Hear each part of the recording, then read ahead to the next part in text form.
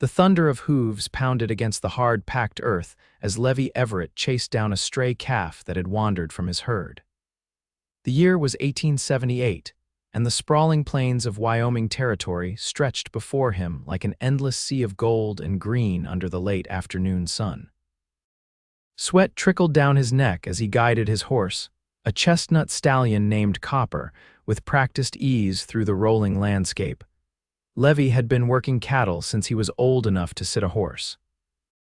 At 26, the life of a cowboy was all he knew: the long days, the bone-deep exhaustion, the satisfaction of honest work.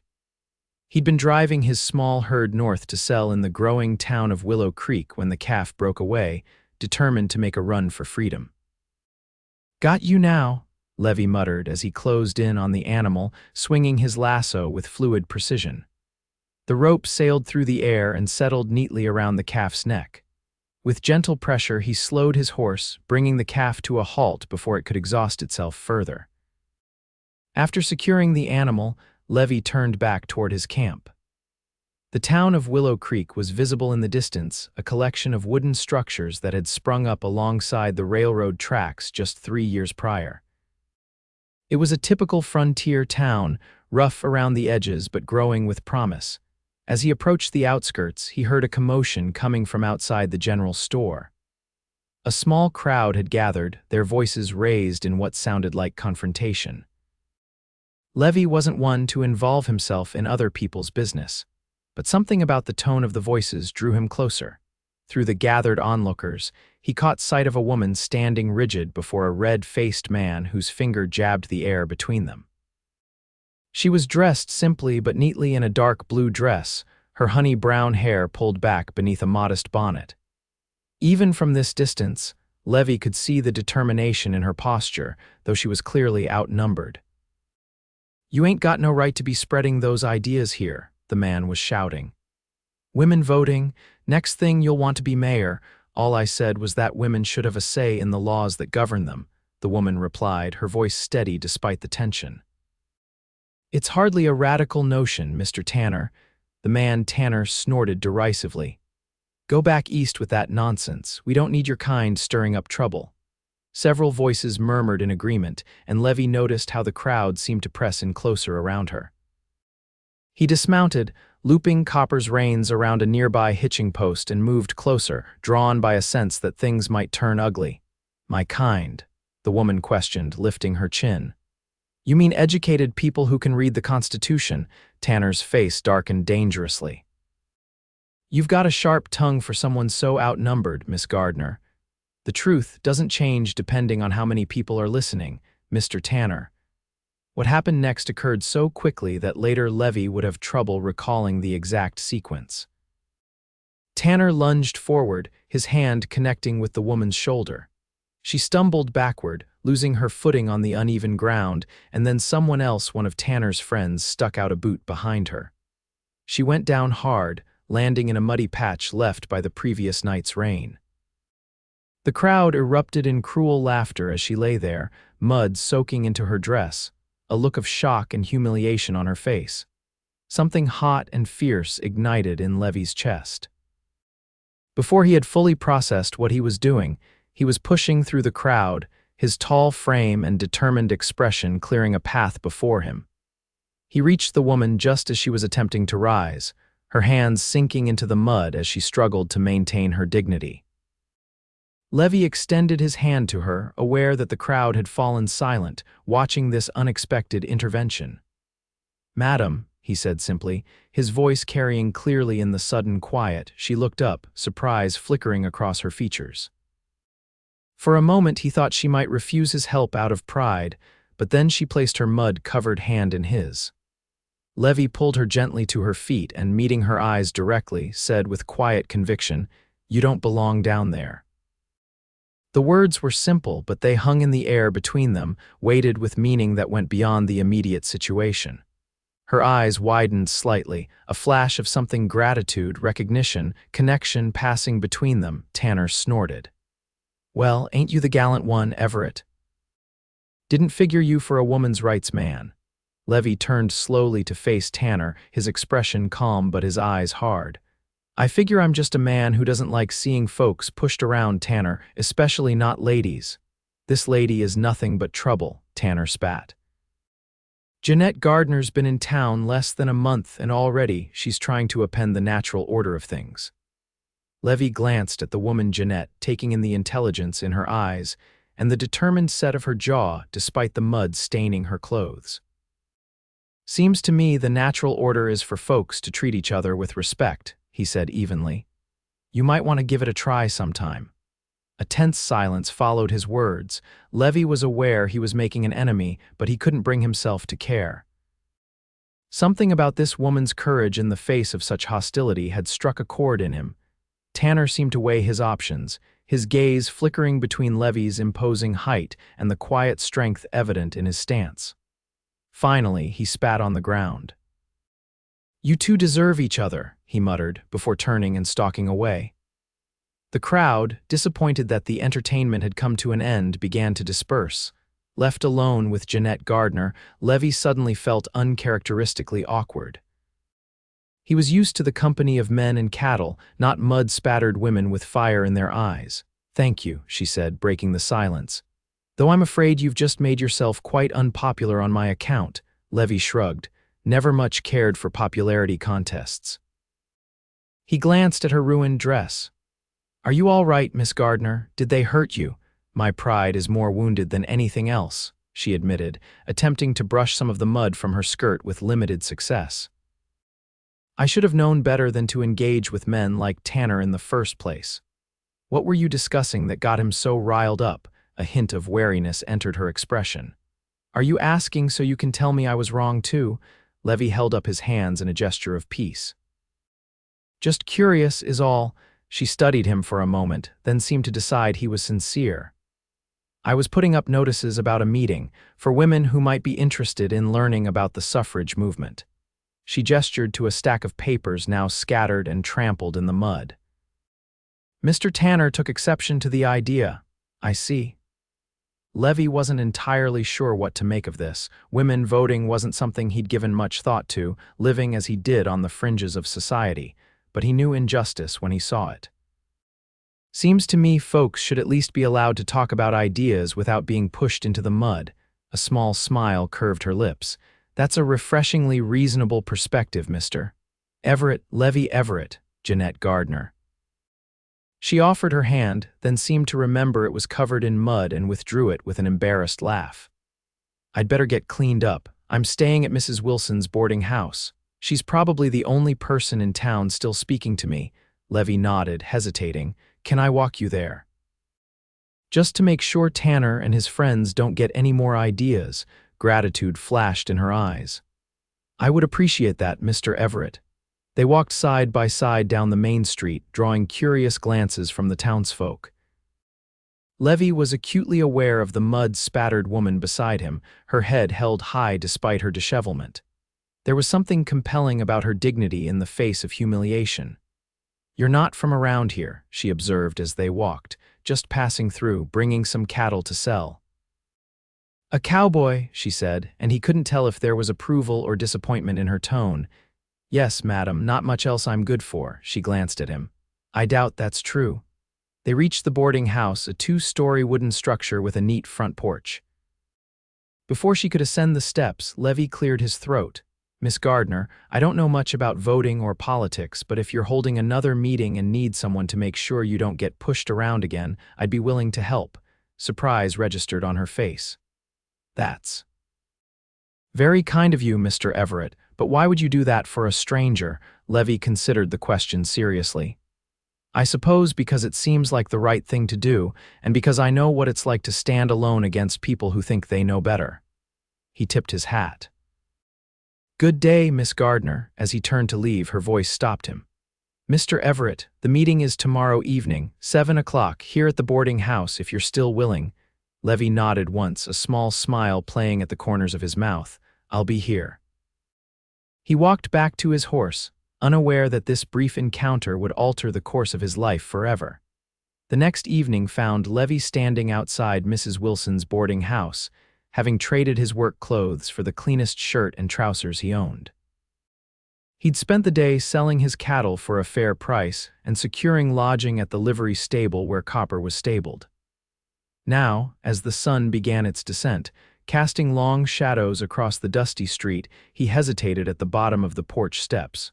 What was he doing here? He knew nothing about women's suffrage or politics. He was a simple cowboy with little formal education, certainly not the kind of man who attended meetings about changing the country's laws. Yet something about Jeanette Gardner's courage had stirred him, made him want to see what drove her to stand alone against the likes of Tanner. Before he could second-guess himself further, the door opened and Jeanette appeared. The mud was gone, replaced by a simple but elegant green dress that brought out flecks of gold in her hazel eyes. Her hair was neatly arranged, falling in soft waves past her shoulders. She looked, Levi thought, like someone who belonged in a fine city parlor, not a frontier town. "Mr. Everett," she said, genuine pleasure warming her voice. "You came. Said I would, didn't I?" He removed his hat, suddenly conscious of his calloused hands and sun-weathered face. "Yes, you did," she smiled, gesturing inside. "Please come in, we're just getting started." Levi followed her into a modest sitting room where 5 women were already gathered. They looked up as he entered, expressions ranging from surprise to suspicion. "Ladies," Jeanette said, "this is Mr. Levi Everett. He's offered to provide some security for our meeting." She turned to Levi. "Mr. Everett, these are Mrs. Wilson, our hostess, Miss Caroline Taylor, our schoolteacher, Mrs. Olivia Prescott, the doctor's wife, Miss Dorothy Hampton, who works at the telegraph office, and Mrs. Sophia Jenkins, who runs the millinery shop." Levi nodded awkwardly to each woman, feeling distinctly out of place. "Madams, what brings a cowboy to a suffrage meeting, Mr. Everett?" asked Mrs. Prescott, eyeing him skeptically. Before he could respond, Jeanette intervened. "Mr. Everett came to my aid yesterday when Mr. Tanner and his friends decided to express their disagreement with our cause in a rather physical manner. Understanding dawned on the women's faces, and their expressions softened. Mrs. Wilson, a plump, motherly woman with kind eyes, gestured to a chair. "Well then, we're grateful for your assistance, Mr. Everett. Please make yourself comfortable. Would you like some coffee?" Soon Levi found himself seated at the edge of the room, a cup of coffee in hand, listening as Jeanette addressed the small gathering. He was struck by the transformation in her. Gone was any trace of the humiliation he'd witnessed yesterday. In its place was a passionate, articulate woman whose knowledge and conviction were evident in every word she spoke. "The Wyoming Territory has already granted women the right to vote," she explained. "We've had it since 1869, but this is just the beginning. Our goal must be full suffrage for all women across the nation."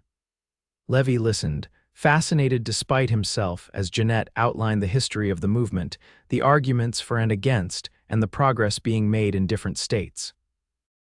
She spoke of equality and justice with such clarity and purpose that Levi found himself nodding along, wondering why he'd never considered these matters before. When she finished speaking, the women engaged in a lively discussion. Levi remained silent, content to observe, until Mrs. Jenkins suddenly turned to him. "What do you think, Mr. Everett? Should women have the right to vote?" All eyes turned to him, and Levi shifted uncomfortably in his chair. "I don't rightly know if my opinion matters much, madam." "Of course it matters," Jeanette said gently. "Every voice does." Levi considered his words carefully. "Well, I suppose I've always believed that a person should have a say in matters that affect them. Seems only fair, and from what Miss Gardner's been saying, voting is just that, having a say." He paused, aware of their attentive gazes. "I can't see any reason why women shouldn't have that right, same as men." A pleased murmur ran through the group, and Jeanette's smile was warm enough to make Levi's ears redden. The meeting continued for another hour before concluding with plans to meet again the following week. As the women gathered their belongings and bid each other good night, Levi found himself volunteering to escort any who needed to walk home in the growing darkness. When all the guests had departed, only Levi, Jeanette, and Mrs. Wilson remained in the sitting room. "That was a fine meeting, Miss Gardner," Mrs. Wilson said, collecting the coffee cups. "And Mr. Everett, your presence likely kept trouble at bay. Mr. Tanner was loitering across the street earlier, but he didn't dare approach. "Happy to help, madam, Mrs." Wilson smiled knowingly between the two of them. "I'll just take these to the kitchen. Jeanette, perhaps you'd like to show Mr. Everett out." Once they were alone, Jeanette turned to Levi. "Thank you again for coming. I know this isn't your usual company." "It was educational," Levi admitted. "You speak very well, Miss Gardner. Made me think about things I never considered before." "That's the highest compliment you could pay me," she said softly. "May I ask what brought you to the West? You seem different from most of the men I've encountered here." Levi ran a hand through his hair, considering how to answer. "Nothing special to tell. My pa was a farmer in Missouri. Too many sons, not enough land. I headed west when I was 17, found work with cattle drives. Been doing that ever since." "And do you enjoy it, the cowboy life?" "Most days," he said with a small smile. "It's honest work, hard, but there's a freedom to it I appreciate." "Freedom," she echoed thoughtfully. "That's what we're fighting for in a way, the freedom to have our voices heard." Their eyes met, and Levi felt an unexpected connection, as if they were speaking of something deeper than politics or cattle. "How long will you be staying in Willow Creek?" she asked, breaking the moment. "Wasn't planning on staying." "But I've got some money from the cattle sale and no particular place to be." He hesitated, then added, "Might stick around a spell, see if I can find some work." "I hope you do," she said, and he thought he detected a note of genuine feeling in her voice. "We'd be glad to have you at next week's meeting as well." "I'd like that," Levi replied, surprised to find he meant it. As he stepped out into the cool night air, his thoughts were filled with the passionate words of Jeanette Gardner, a woman who had found a cause worth fighting for. He wondered what it would be like to have such purpose, such conviction. Over the next few weeks, Levi found reasons to remain in Willow Creek. He secured employment at the livery stable, helping the aging owner with the physically demanding work of caring for the horses and maintaining the equipment. In the evenings, he continued to attend the suffrage meetings, which grew slowly but steadily in size despite Tanner's occasional attempts at intimidation. Levi and Jeanette developed a cautious friendship. He learned that she had come west from Boston, where she had been involved with the suffrage movement under the guidance of Lucy Stone, a prominent activist.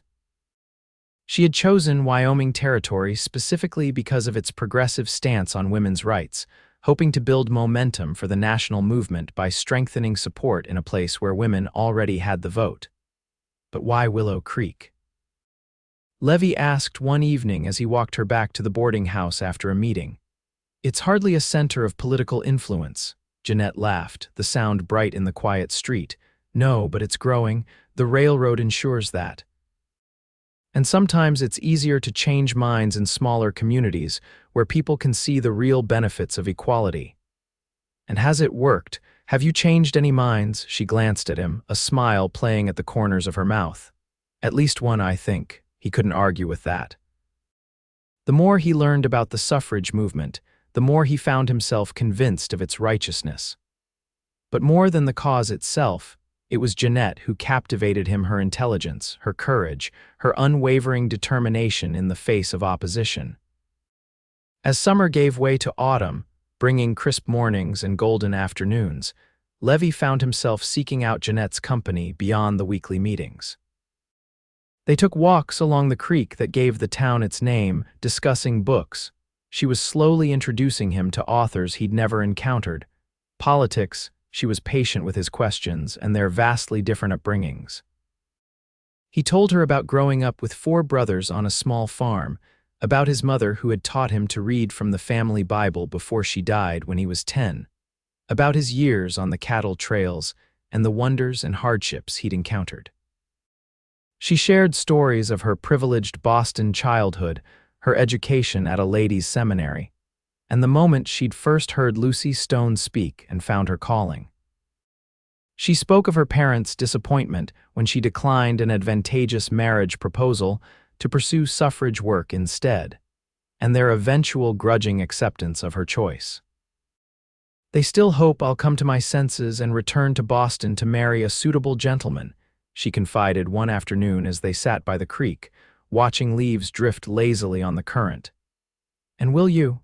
Levi asked, trying to keep his tone casual despite the sudden tightness in his chest. Jeanette was quiet for a moment, her gaze fixed on the water. "I can't imagine giving up this work, it matters too much, and I've discovered I prefer the openness of the West to the constraints of Boston society." She glanced at him. "What about you? Do you think you'll ever settle down, or will you always follow the cattle trails?" It was a question Levi had been asking himself with increasing frequency. "I used to think I'd always be moving on, never saw much point in putting down roots." He picked up a small stone and skipped it across the water. "Been thinking differently lately, though." Their eyes met briefly before both looked away, aware of the unspoken current running between them. As autumn progressed, tension in the town grew. Jeanette's suffrage meetings had attracted nearly 20 regular attendees, a significant number in a town the size of Willow Creek. This growth had not gone unnoticed by those opposed to women's rights, particularly Tanner and his friends. One evening in late October, Levi was working late at the livery when he heard raised voices from the direction of the saloon. Curious, he stepped outside to see a crowd gathering. At its center stood Tanner, clearly drunk and growing louder by the minute. "It's time we showed these suffragists they ain't welcome here," he was saying. "That Gardner woman's been stirring up trouble long enough. Our women were happy before she came along with her Eastern ideas." Murmurs of agreement rose from several men in the crowd. Levi felt a chill that had nothing to do with the evening air. He moved closer, wanting to hear what was being planned. "I say we pay a visit to that boarding house," Tanner continued, swaying slightly. "Give them a proper Willow Creek welcome." "What exactly are you suggesting, Tanner?" Called out a voice from the crowd.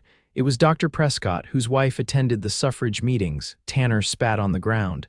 "Just a little scare, Doc, enough to make them think twice about spreading their poison." "That's enough," Levi said, stepping forward. "Those women have a right to meet peacefully." Tanner's bloodshot eyes fixed on Levi. "Well, if it isn't the cowboy who thinks he's too good for his own kind. What's the matter, Everett? That Gardner woman got you wrapped around her finger." Levi kept his expression neutral, though his hands clenched into fists at his sides. "This isn't about Miss Gardner, it's about respecting the law. You start a ruckus at that boarding house and Sheriff Davis will have something to say about it." "Sheriff's out of town," one of Tanner's friends called out with a smirk. "Won't be back till morning." Levi felt the situation slipping away from him. He looked around the crowd, trying to gauge how many might follow Tanner if he decided to act on his threat. Too many, he thought grimly. "I'm warning you, Tanner, leave those women be." Tanner laughed, an ugly sound. "Or what, Cowboy, you gonna stop all of us?" The challenge hung in the air. Levi knew he couldn't fight the whole crowd, but he couldn't stand by and let them threaten Jeanette and the others either. He thought quickly. "Maybe not," he conceded. "But before you do anything foolish, you should know that Miss Gardner sent telegrams to the territorial governor and several newspapers last week, detailing the harassment she's faced in Willow Creek." This was a bluff Jeanette had mentioned considering such action, but hadn't yet followed through. "You caused trouble tonight, and Willow Creek will be famous, all right famous for being a lawless backwater that can't control its drunks." This gave Tanner pause. The railroad had brought growth and opportunity to Willow Creek, but that prosperity depended on the town's reputation as a stable, respectable community. Merchants and investors wouldn't be interested in a place known for mob violence. Seeing his advantage, Levi pressed on. "Is that what you want, Tanner? To be the man who cost this town its future because you couldn't tolerate women talking in a parlor?" Uncertainty rippled through the crowd. Several men began to drift away, not wanting to be associated with potential trouble. Tanner glared at Levi, humiliation and anger warring on his face. "This ain't over, Everett," he growled before stalking back into the saloon. The crowd dispersed, leaving Levi alone in the darkening street. He let out a long breath, relief mixing with concern. The confrontation had been averted for now, but Tanner's animosity was growing, and Levi wasn't sure his bluff would work a second time. He decided to warn Jeanette. It was late, but this couldn't wait until morning. He made his way quickly to the boarding house, rehearsing what he would say. "Mrs. Wilson" answered his knock, surprise evident on her face. "Mr. Everett, is everything all right? I need to speak with Miss Gardner if she's available. It's important." Mrs. Wilson hesitated only briefly before nodding. "Wait in the parlor, I'll fetch her." A few minutes later, Jeanette appeared, a shawl wrapped around her shoulders over her simple evening dress. Her hair was down, cascading past her shoulders in a way Levi had never seen before. The sight momentarily distracted him from his purpose. "Levi, what's wrong?" Her use of his first name, a recent development in their friendship, brought him back to the present situation. He explained what had happened at the saloon, watching her expression grow serious as he described Tanner's threats and the bluff he had used to defuse the situation. "I'm not sure how long that will hold him," Levi concluded. "Tanner's not the type to let go of a grudge, and he's got enough friends to cause real trouble." Jeanette sat down heavily in a chair, her fingers twisting the fringe of her shawl. "I knew there would be opposition, but I never thought it would come to threats of violence." She looked up at him, determination replacing the momentary shock. "I won't be intimidated, Levi. This is too important." "I know," he said, sitting across from her. "I'm not suggesting you stop the meetings, but maybe we should take some precautions." They discussed options, changing meeting locations, alerting Sheriff Davis, possibly bringing in a few reliable men as additional security. As they talked, Levi was struck again by Jeanette's courage. Where most would have been frightened into silence, she was planning how to continue her work safely. "Thank you," she said when they had exhausted the topic. "Not just for the warning, but for standing up to Tanner, again. Anyone would have done the same." "No," she said softly, "they wouldn't." "That's what makes you different, Levi." Their eyes met and held, the silence between them charged with unspoken feelings. Levi was acutely aware of how improper it was for him to be alone with her at this hour, in this intimate setting, her hair unbound and falling in soft waves around her face. "I should go," he said reluctantly, rising to his feet. Jeanette rose as well, but instead of moving toward the door, she stepped closer to him. "Levi," she said, her voice barely above a whisper, "I want you to know how much your support has meant to me. In a place where I've felt so alone, you've been—" She trailed off, seemingly unable to find the right words. "I feel the same," he admitted, his heart pounding. "Before I met you, I was just drifting. You've given me something to believe in. The cause." She asked, a vulnerability in her eyes he'd never seen before. "Not just that," he said softly. "You," he wasn't sure who moved first, but suddenly they were kissing, her hands gripping his shirt, his arms encircling her waist. It was a kiss born of weeks of growing affection, of shared ideals and mutual respect, of the particular intimacy that comes from standing together against opposition. When they finally broke apart, both breathing quickly, Levi rested his forehead against hers. "I never expected this," he confessed. "To find someone like you in a place like this." "Nor I you," she replied, her hands still resting on his chest. "A cowboy with the soul of a poet and the heart of a warrior," he laughed softly at the description. "Hardly that, just a man who knows right from wrong." They remained there, close in the quiet parlor, until the sound of Mrs. Wilson moving about upstairs reminded them of the impropriety of the situation. "I really should go," Levi said, reluctantly stepping back. Jeanette nodded, though her eyes betrayed her reluctance to see him leave. "Be careful walking back. Tanner may still be looking for trouble."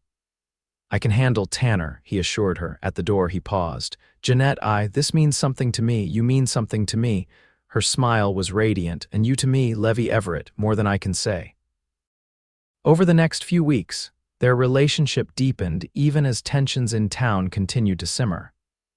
They were discreet, mindful of both propriety and the volatile situation with Tanner and his supporters, but their feelings for each other grew stronger with each passing day. Levi found himself thinking about the future in a way he never had before. For the first time, he was considering what it might mean to truly settle down, to build a life with someone, but there were complications. Jeanette's work was important to her, and he wouldn't ask her to give it up. Yet he knew that work would eventually take her beyond Willow Creek, to larger cities where the suffrage movement needed her voice. And then there was the matter of Tanner, whose resentment had hardened into a dangerous obsession. Though he had not acted on his threats, Levi often caught him watching the boarding house or following Jeanette at a distance when she went about her errands in town. Sheriff Davis had warned him to keep his distance, but there was only so much the law could do without an actual crime being committed. The situation came to a head on a cold November evening. Levi had escorted Jeanette back to the boarding house after a particularly successful meeting that had attracted several new attendees, including the wife of a prominent local businessman. They lingered on the porch, reluctant to part despite the biting wind. "Things are changing," Jeanette said, her cheeks flushed with cold and excitement. "I can feel it. People are starting to listen, to really consider the arguments." "Thanks to you," Levi said, admiring the passion that animated her features. "You've done more in a few months than most could in years," she smiled, reaching out to take his hand. "Not just me, us. I couldn't have done this without you, Levi." The simple touch of her hand in his filled him with a warmth that defied the November chill. He was about to respond when a sound from the street caught his attention. Turning, he saw Tanner approaching, his gait unsteady from drink but his purpose clear in the hard set of his features. "Get inside," Levi said quietly to Jeanette. "Now." She followed his gaze and tensed but stood her ground. "I won't hide from him." "Well, ain't this sweet," Tanner called, stopping at the foot of the porch steps. The troublemaker and her guard dog, Levi stepped forward, positioning himself between Tanner and Jeanette. "Go home, Tanner." "You're drunk." "Not drunk enough to forget what you two are doing to this town," Tanner snarled. "Turning women against their proper place, making them think they should be equal to men." "They should be," Jeanette said firmly, "and many in this town are beginning to agree." Tanner's face contorted with rage. "Shut your mouth, woman." He started up the steps, but Levi blocked his path. "That's far enough," Levi warned. "Get out of my way, Everett. This is between me and her." "No, it's not. It's over. Turn around and leave before you do something you'll regret." Tanner's hand went to his belt and Levi tensed, expecting a gun. Instead, Tanner pulled out a knife, the blade gleaming in the moonlight. "I'm tired of your interference, cowboy." Levi heard Jeanette's sharp intake of breath behind him. He kept his eyes on Tanner, assessing the threat. The man was drunk enough to be dangerous, but not so intoxicated that he couldn't use the knife effectively. "Put it away, Tanner," Levi said evenly. "You're not thinking straight." "I'm thinking clearer than I have in months," Tanner growled, his knuckles white around the knife handle. "This town was fine before she came, before you took her side." "This town is better because of her," Levi countered, "because she had the courage to speak the truth even when no one wanted to hear it." "Truth," Tanner spat. "Women voting ain't natural, it ain't right." "That's what men like you always say when your power is challenged," Jeanette spoke up, her voice strong despite the danger. "You call it unnatural because you're afraid of change." Tanner's eyes narrowed dangerously. "I've had enough of your smart mouth." He lunged forward, the knife slashing through the air. Levi reacted instinctively, grabbing Tanner's wrist and twisting hard. The knife clattered to the porch as Tanner howled in pain. But he was stronger than his drunken state suggested, and he threw his weight against Levi, sending both men tumbling down the porch steps. They hit the ground hard, Tanner landing on top. He aimed a wild punch at Levi's face, connecting with enough force to snap his head back. Levi tasted blood but managed to heave Tanner off him with a powerful shove. Both men scrambled to their feet. Tanner, enraged beyond reason, charged again. This time Levi was ready. He sidestepped, using Tanner's momentum against him, and landed a solid blow to his jaw. Tanner staggered but didn't fall. The fight continued, brutal and desperate, as Jeanette called for help from the porch. Lights were coming on in neighboring houses, people drawn by the commotion. Tanner, sensing he was losing both the fight and his opportunity for revenge, made a desperate lunge for his knife, which had fallen near the bottom of the steps. Levi caught him by the collar, yanking him backward. Tanner's head hit the ground with a sickening crack and he went still. For a moment, everything seemed frozen. Levi standing over Tanner's motionless form, Jeanette on the porch with her hand over her mouth, neighbors emerging from their homes to witness the aftermath. Then Sheriff Davis pushed through the gathering crowd, his face grim. "What in blazes happened here?" In the days that followed, the truth emerged clearly. Multiple witnesses confirmed that Tanner had been the aggressor, armed with a knife and clearly intending harm. Levi had acted in self-defense, and though Tanner suffered a concussion, he would recover physically, at least. His reputation in town was another matter. The incident had unexpected consequences for Willow Creek. Many who had been ambivalent about the suffrage movement were disturbed by Tanner's violent opposition to it. If support for women's rights drove some men to such extremes, perhaps there was more to the cause than they had considered. For Levi and Jeanette, the confrontation crystallized feelings that had been growing for months. As winter settled over Wyoming territory, bringing short days and long, cold nights, they found themselves facing a crossroads. "The National Suffrage Association has asked me to speak in Denver this spring," Jeanette told Levi one evening as they sat before the fire in Mrs. Wilson's parlor, their hands intertwined. "They feel the Wyoming experience can help persuade Colorado to follow our example." Levi nodded, his thumb tracing circles on her palm. "You should go. Your voice needs to be heard." "I want you to come with me," she said, watching his face carefully. "Not just to Denver, but wherever this work takes me." He looked at her, this remarkable woman who had changed his life in ways he never could have imagined that day he'd helped her from the mud. "What are you saying, Jeanette?" She took a deep breath. "I'm saying I love you, Levi Everett. I'm saying I want to build a life with you, a partnership based on respect and shared purpose." Joy surged through him, bright and overwhelming. "I love you too," he said, the words simple but heartfelt, "more than I knew it was possible to love anyone. But—" She prompted, hearing the unspoken reservation. "But I'm just a cowboy. Your world, Boston, Denver, educated people discussing important ideas, that's not where I belong." "That's where you're wrong," she said firmly. "You belong wherever courage, integrity, and compassion are valued." "You belong with me," she squeezed his hand. "Remember what you said to me that first day? You don't belong down there. You saw my worth when others tried to diminish me. Now I'm telling you, you don't belong in the shadows, doubting your place. You belong in the light, standing tall, fighting for what's right." Levi was silent for a long moment, overwhelmed by her faith in him. Finally, he smiled. "Well, when you put it that way, Miss Gardner, how can I refuse?" She leaned in, kissing him softly. "Is that a yes?" "It's a yes," he confirmed. "Wherever you go, whatever comes next, I'll be by your side." And so he was. They were married in the spring of 1879 in a simple ceremony attended by friends from Willow Creek and a few of Jeanette's suffrage colleagues who traveled from the East for the occasion. Together, they embarked on a journey that would take them across the country, speaking, organizing, and working tirelessly for the cause of women's rights. Levi discovered talents he hadn't known he possessed. A gift for plain speaking that resonated with working men, an ability to bridge divides between different segments of society, a steady presence that lent credibility to the movement in places where resistance was strongest. Their partnership became legendary in suffrage circles, the educated Eastern woman and the Western cowboy, who had found common ground in the fight for equality.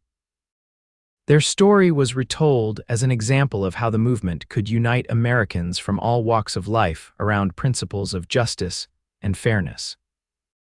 And though it would be decades before the 19th Amendment finally guaranteed all American women the right to vote, Levi and Jeanette Everett never doubted the righteousness of their cause or the power of standing together against injustice. Many years later, when a journalist asked Levi how he, a simple cowboy, had come to be so passionately involved in women's suffrage, he smiled and glanced at his wife, her hair now streaked with silver but her eyes still bright with purpose. "It started with mud," he said simply. "And the knowledge that sometimes helping someone to their feet changes everything."